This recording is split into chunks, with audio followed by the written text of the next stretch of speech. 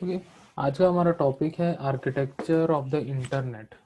ठीक है, इंटरनेट का आर्किटेक्चर क्या होता है और कैसे वर्क करता है वो हम लोग आज देखेंगे यहाँ पे।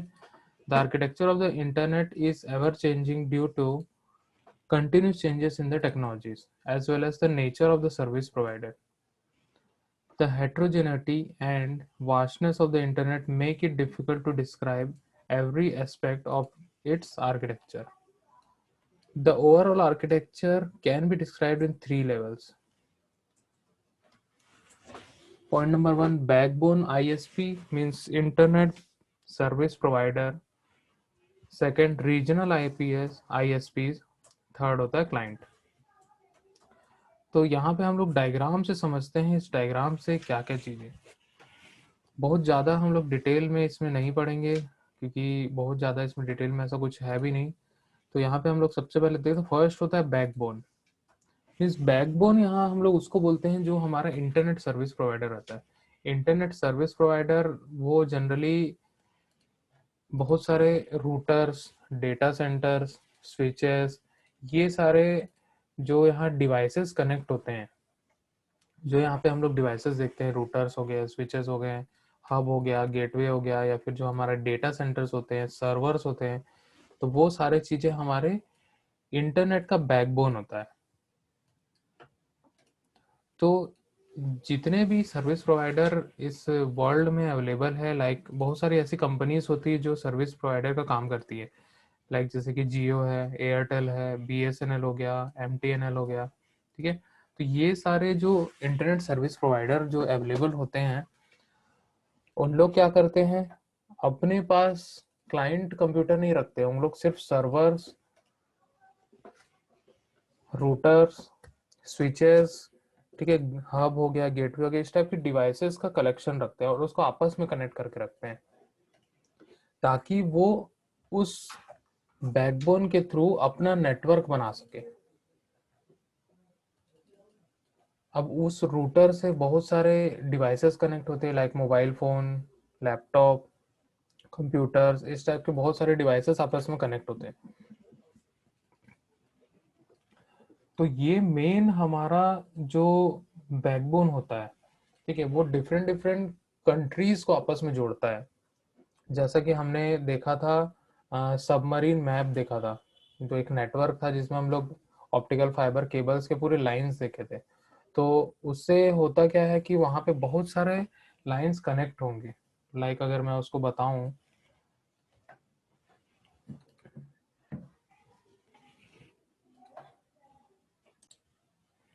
ओके, बैकबोन आईएसपी जो होता है वो इतना इजीली मिलता नहीं है, इसके लिए बहुत अलग अलग कंट्रीज के सपोर्ट की ज़रूरत होती है और यहाँ पे हम लोग उसके बाद ले पाते हैं। तो बैकबोन आईएसपी जो होता है वो मेन आईएसपी होता है जिसके थ्रू हम लोग सर्विस कनेक्ट कर पाते हैं एक कंट्री से दूसरे कंट्रीज में। बैकबोन आईएसपी मान के चलो यहाँ पे अपने कंट्री में जियो है, ठीक है। अब जो दूसरे कंट्रीज की अगर हम लोग बात करते हैं, ठीक है, कोई दूसरे कंट्रीज की, ठीक है, तो दूसरे कंट्री में मान के चलो एयरटेल है। एयरटेल क्या है, ठीक है, दूसरे कंट्री का आईएसपी, मान लो ये अमेरिका है, अमेरिका है। अब इसने क्या किया, अपने जितने भी अमेरिका के स्टेट्स हैं, ठीक है, US, UK, ठीक है, और भी बहुत सारे ऐसे अलग अलग होंगे, ठीक है, तो यहाँ पे अपने अपने स्टेशंस बनाए हैं, ठीक है, यहाँ पे भी स्टेशन, और इस स्टेशन से क्लाइंट कनेक्ट होता है इस प्रकार से। तो जो भी क्लाइंट, यहाँ जो क्लाइंट है वो क्लाइंट इससे कम्युनिकेट कर सकता है, ठीक है। अब वो पूरा का पूरा प्रोसेस कैसे जा रहा है, इस क्लाइंट इस प्रकार से जा रहा है, क्लाइंट जो है रीजनल आईएसपी से कनेक्ट है, रीजनल आईएसपी जो है इस बैकबोन से कनेक्ट है, ठीक है, ठीक है, इस बैकबोन से कनेक्ट है, इस बैकबोन से वो फिर दूसरे कंट्री से कनेक्ट है, फिर इस प्रकार से वो पूरा का पूरा हायरार्की मेंटेन हो रहा है। तो यहाँ पे जो हम लोग आर्किटेक्चर की बात करें तो मेन आर्किटेक्चर कुछ इस प्रकार से ही वर्क करता है। तो यहाँ पे तीन चीजें होती है हमारे पास, बैकबोन आईएसपी, रीजनल आईएसपी और क्लाइंट।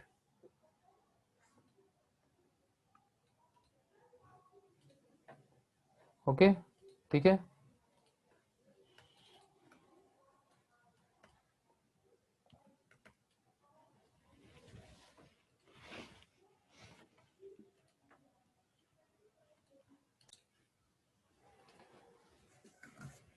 अब यहाँ पे हम लोग देखते हैं client server model. Client server model किसी भी नेटवर्किंग का सबसे इम्पोर्टेंट पार्ट होता है, जिसके थ्रू हम लोग पूरा का पूरा नेटवर्क की जो सर्विसेज है उसको एक क्लाइंट से दूसरे क्लाइंट तक पहुंचा सकते हैं। ठीक है, a client and server networking model is a model in which computers such as servers provides the network services to the other computers such as client to perform a user based task. ठीक है, this model is known as client server networking model. Okay, तो यहाँ client server networking model में क्या है, अगर मान के चलिए सिंपल सा कोई एग्जांपल देता हूँ कि हम लोग कोई भी यूजर से टास्क करवाना चाहते हैं, तो उसके लिए हम लोग एक ऐसा बेस बना देते हैं जिसमें वो आके वर्क करता है। ठीक है, लाइक जैसे बहुत बड़े बड़े कंपनीज होते हैं, उन लोग के पर्टिकुलर एप्लीकेशन बने होते हैं। ठीक है, जैसा मैं अगर एग्जांपल दूं तो जैसे कि हम लोग जानते हैं फेसबुक। फेसबुक क्या है? ठीक है, फेसबुक जो है हमारा वो एक एप्लीकेशन है, और वो एप्लीकेशन जो है वो एप्लीकेशन इस सर्वर पे इंस्टॉल्ड है। ठीक है, किस पे इंस्टॉल्ड है? इस सर्वर पे इंस्टॉल्ड है। सर्वर पे इंस्टॉल्ड है, ठीक है, लेकिन उसको यूज कौन करता है? ये क्लाइंट यूज करता है। क्लाइंट मीन्स हम जैसे यूजर्स, हम यूज करते हैं। तो जो सर्वर है, ठीक है, वो सारा लोड जो है उसके ऊपर होता है। ठीक है, इस सर्वर से पूरा नेटवर्क कनेक्ट है, मीन्स वो इंटरनेट से कनेक्ट होते हुए हम लोग को क्लाइंट को सर्विस दे रहा है। अब ये सर्विस कैसे देगा? जब तक क्लाइंट जो है उसको रिक्वेस्ट सेंड नहीं करेगा, ये सर्वर रिस्पॉन्स नहीं करेगा। इसको क्या सेंड करना पड़ेगा? रिक्वेस्ट। ठीक है, और यहां से क्या देगा? रिस्पॉन्स। ठीक है, अगर मान के चलो क्लाइंट जो है वो रिक्वेस्ट किया है www.google.com। ठीक है, ये रिक्वेस्ट किया, किससे रिक्वेस्ट किया? कोई भी सर्वर से रिक्वेस्ट किया। ठीक है, जो सर्वर है वो अपने लोकेशन पे सर्च करेगा कि google.com कहाँ पे पार्क किया हुआ है, और वहां पे जाएगा और उसको वहां से रिक्वेस्ट का रिस्पॉन्स सेंड करेगा, यहां से रिस्पॉन्स मिलेगा। ठीक है, तो क्लाइंट और सर्वर जो यहाँ पे आर्किटेक्चर या फिर मॉडल हम लोग देख रहे हैं वो रिक्वेस्ट या फिर रिस्पॉन्स पे ही वर्क करता है।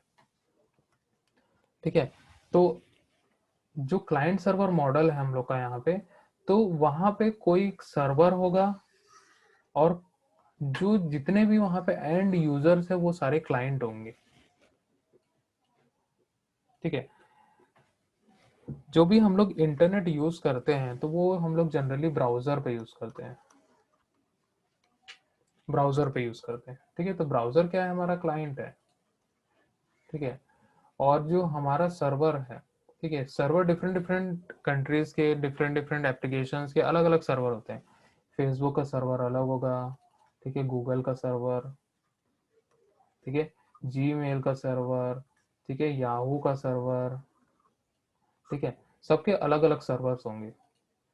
तो सब सर्वर क्या होता है? ठीक है, जो हम लोग यहाँ क्लाइंट से रिक्वेस्ट भेजते हैं, मान के चलो मुझे google.com खोलना है, तो मैं क्या रिक्वेस्ट डालूंगा?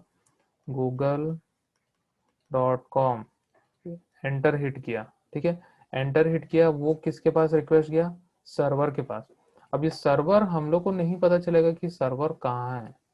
ठीक है, क्योंकि पूरे दुनिया में कम से कम करोड़ों सर्वर्स हैं। ठीक है, करोड़ों सर्वर्स हैं। ठीक है, करोड़ों सर्वर जो है ये सारे एप्लीकेशंस के लिए जो है वो सर्विस प्रोवाइड करते हैं। ठीक है, अब ये रिक्वेस्ट गया इस सर्वर पे। अब सर्वर इस google.com को सर्च करेगा कि ये सर्वर किस लोकेशन पे पार्क है। सबसे पहले तो इसका लोकेशन जानेगा कि जो ये रिक्वेस्ट यहाँ पे आ रहा है वो किस लोकेशन से आ रहा है। यहाँ पे आ रहा है इंडिया से। ठीक है, तो कहाँ किसके सर्वर पे जाएगा? वो इंडिया के सर्वर पे जाएगा, और इंडिया के सर्वर पे जाएगा और यहाँ पे रिक्वेस्ट करेगा और इंडिया के सर्वर से ही उसको रिस्पॉन्स मिलेगा। ठीक है, तो ओवरऑल चीज ये है कि जो क्लाइंट है और सर्वर है, ठीक है, जितनी भी चीजें हम लोग इंटरनेट पे एक्सेस करते हैं वो क्लाइंट रिक्वेस्ट करता है और वहां से हम लोग का जो रिस्पॉन्स आता है वो सर्वर से आता है। कोई दूसरा क्लाइंट जो है वो उसको रिस्पॉन्स नहीं देता है कभी भी। तो यहाँ पे क्लाइंट सर्वर मॉडल जो है वो इंटरनेट पे 100% वर्क करता है। ठीक है, लाइक मैं एक एग्जांपल देता हूँ।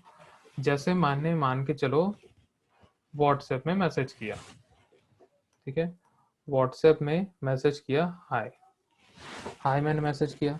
अब वो मैंने मैसेज किया तो एक रिक्वेस्ट सेंड होगा सर्वर पे कि ये मैसेज जो है वो, ठीक है, जो भी नंबर है, मान लो कि 982713 ऐसे कुछ नंबर है, ठीक है, इस पे सेंड करना है ये मैसेज। उसने सेंड कर दिया। अब उस मैसेज सबसे पहले किसके पास जाएगा?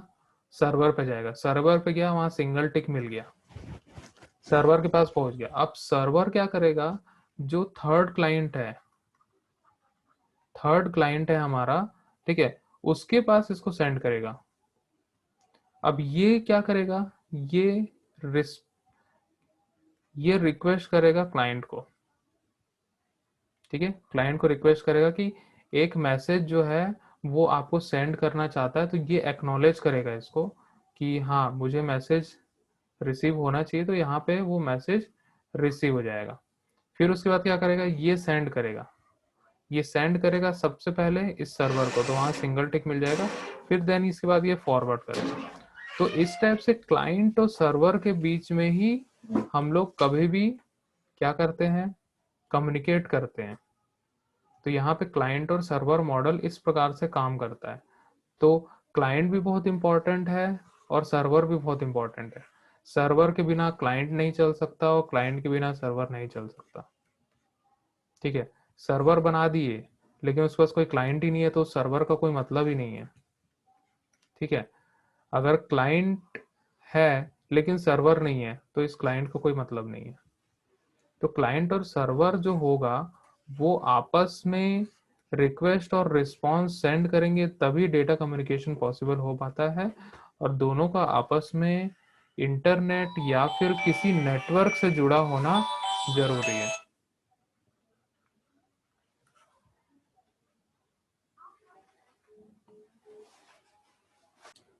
ठीक है, an application program is known as client program running on the local machine that request for a service from an application program is known as a server program running on the remote machine।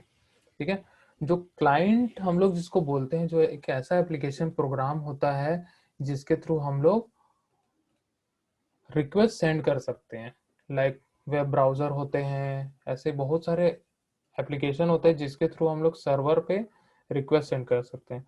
आजकल जितने भी application होते हैं, maximum application internet access कर सकते हैं और वो रिक्वेस्ट भी सेंड कर सकते हैं। ठीक है, तो वो सारे जो हमारे इंडिविजुअल सिस्टम पे इंस्टॉल्ड होते हैं और हम लोग उससे इंटरनेट एक्सेस कर सकते हैं, तो वो सारे क्लाइंट प्रोग्राम होते हैं। ठीक है, सर्वर प्रोग्राम जो होंगे वो सर्विस देने का काम करते हैं। ठीक है, लाइक जैसे फेसबुक है, ट्विटर है, यूट्यूब है, तो ये सारे क्या है? वो सर्वर पे इंस्टॉल किया जाता है। वो एक ऐसा एप्लीकेशन है जो सर्विस प्रोवाइड कर रहा है अपने क्लाइंट को, जो कुछ ना कुछ क्लाइंट का काम आसान कर रहा है। ठीक है, उस टाइप की उसको सर्विस दे रहा है, या तो कुछ ऐसी सर्विस दे रहा है, या तो एंटरटेनमेंट की सर्विस दे रहा है, या कोई भी ऐसी सर्विस दे रहा है जो यूजर के काम का हो। इस टाइप की सर्विस के लिए जो एप्लीकेशन यूज होता है वो सर्वर प्रोग्राम होता है। और पूरा का पूरा रिक्वेस्ट एक्सेप्ट करना और सर्विस वहां से देना या फिर रिस्पॉन्स देना, ठीक है, तो ये भी सर्वर प्रोग्राम में ही आता है। तो उसको हम लोग बोलते हैं सर्वर प्रोग्राम। वो सर्वर प्रोग्राम उस सर्वर पे इंस्टॉल्ड है जो रिमोट लोकेशन पे कहीं पे जाके रखा हुआ है, और वहीं से उसको रिक्वेस्ट भी मिलता है और वो रिस्पॉन्स भी वहीं से करता है।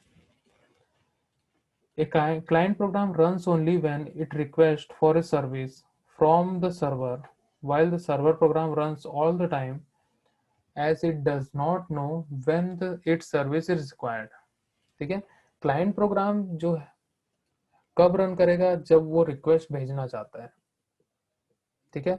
लेकिन जो सर्वर प्रोग्राम होता है, सर्वर हमेशा चालू होता है, सर्वर हमेशा ऑन होता है, 24/7 वो ऑन होता है और वो हमेशा सर्विस देता रहता है, ठीक है।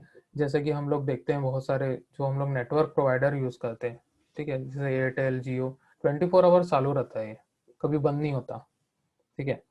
अगर मान के चलो 10 मिनट के लिए भी बंद हो गया तो हम लोग परेशान हो जाते हैं, अरे सर्वर डाउन हो गया, बंद हो गया, ठीक है। तो अगर मान के चलो वैसा ही होता कि टाइम टू टाइम सर्वर चलता, तो हम लोग का रिक्वेस्ट जो है वो टाइम टू टाइम ही जाता। लेकिन सर्वर को कभी भी नहीं पता होता है कि हम लोग का रिक्वेस्ट कब वहां पे आने वाला है, ठीक है, कौन सा क्लाइंट कब रिक्वेस्ट कर दे और कब कौन सी सर्विस की उसको जरूरत पड़ जाए। तो वहां पे इसीलिए सर्वर हमेशा ऑन रहता है।